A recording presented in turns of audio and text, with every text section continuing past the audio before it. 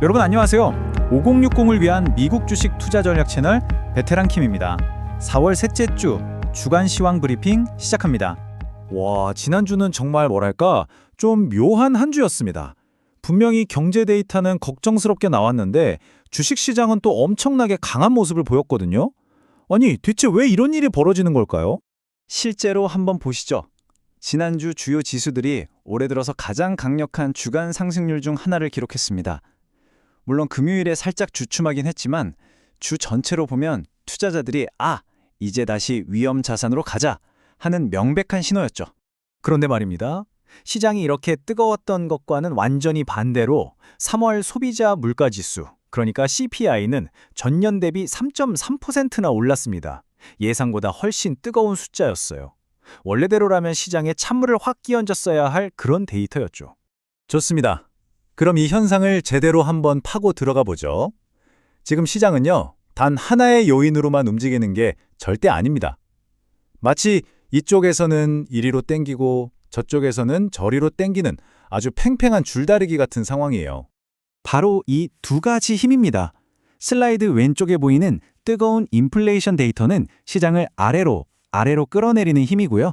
반대로 오른쪽에 보이는 지정학적 긴장 완화에 대한 기대감은 시장을 위로 밀어 올리는 힘이죠.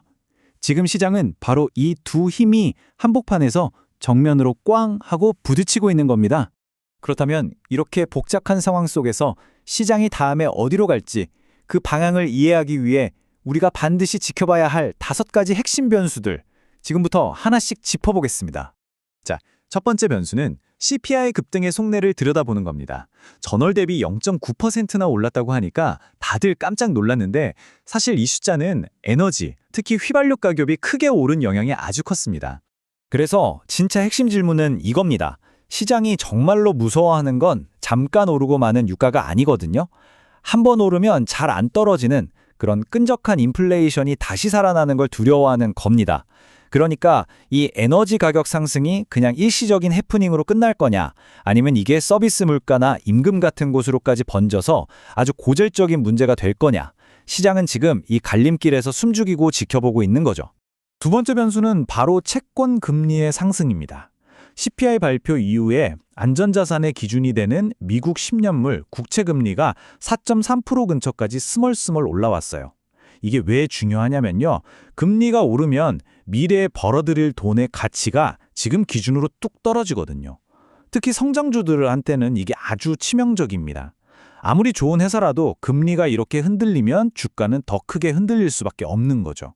세 번째는 지정학적 리스크입니다. 지난주에 시장이 반등한 가장 큰 이유, 바로 중동에서 휴전할 수도 있다는 기대감 때문에 전쟁 프리미엄이 좀 빠졌기 때문이에요.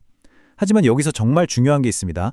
이게 전쟁 리스크가 사라졌다는 뜻이 절대 아니라는 점입니다. 근본적인 갈등은 그대로 남아있거든요. 그래서 저는 이 상황을 명확히 구분해야 한다고 봅니다. 리스크가 해소된 게 아니라 그냥 가격에 잔뜩 껴있던 거품만 살짝 걷어낸 시장이라고요.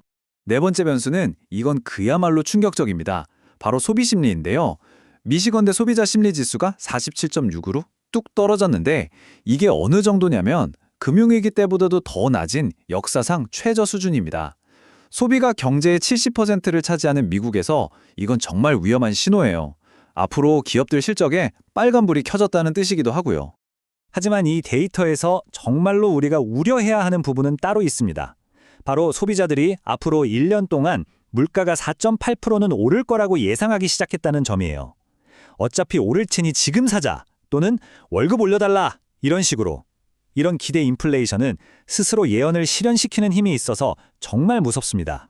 자, 그리고 5번째 변수는 AI 인프라 투자입니다. 이제 시장의 질문이 바뀌었어요. 예전에는 AI 수요가 진짜 있을까? 이게 질문이었다면 이제는 알겠다. 수요는 많은데 그 막대한 투자를 대체 어떻게 그리고 언제쯤 수익으로 바꿀 거냐? 바로 이 하우에 대한 질문으로 넘어왔습니다. 이 슬라이드를 보시면 그 비용 구조가 한눈에 들어오죠. 단순히 엔비디아, 티커 NVDA의 비싼 칩만 사면 끝나는 게 아닙니다. 이걸 돌리려면 어마어마한 전기가 필요하고 열을 식히는데도 돈이 들고 AI 인프라 투자는 정말 천문학적인 돈이 들어가는 사업이에요. 그러니까 이제 시장은 마이크로소프트, 티커 MSFT난 아마존 같은 빅테크 기업들한테 묻고 있는 겁니다. 이 엄청난 투자를 감당할 만큼 당신네들 본업은 잘 성장하고 있습니까? 바로 그 증명을 요구하고 있는 거죠. 그럼 이런 변수들이 곧 시작될 빅테크 기업들의 실적 시즌에 어떤 영향을 미칠지 우리가 뭘 중점적으로 봐야 하는지 한번 살펴보겠습니다. 자, 마이크로소프트 MSFT는 클라우드 서비스인 애저의 성장세가 이 막대한 AI 투자 비용을 감당할 수 있느냐, 그 균형이 핵심이고요. 애플, AAPL은 역시 서비스 부문이 얼마나 성장하는지, 그리고 중공 문제란 공급망 문제는 괜찮은지 확인해야 합니다. 테슬라, TSLA는 자동차 마진과 쌓여가는 재고 문제, 그리고 에너지 사업이 얼마나 이걸 방어해 줄 수 있는지를 같이 봐야겠죠.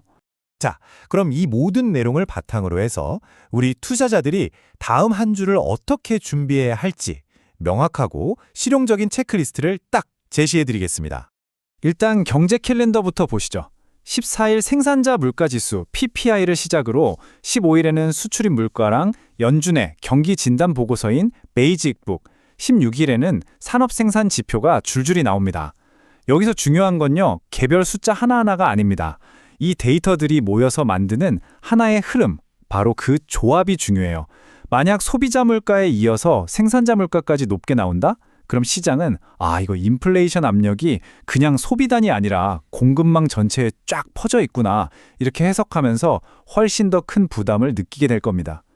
그래서 다음 주 우리는 바로 이 5가지 체크리스트를 가지고 시장을 봐야 합니다. 지금은 그냥 지수가 좀 올랐다고 해서 야호! 하고 환호할 때가 아니에요.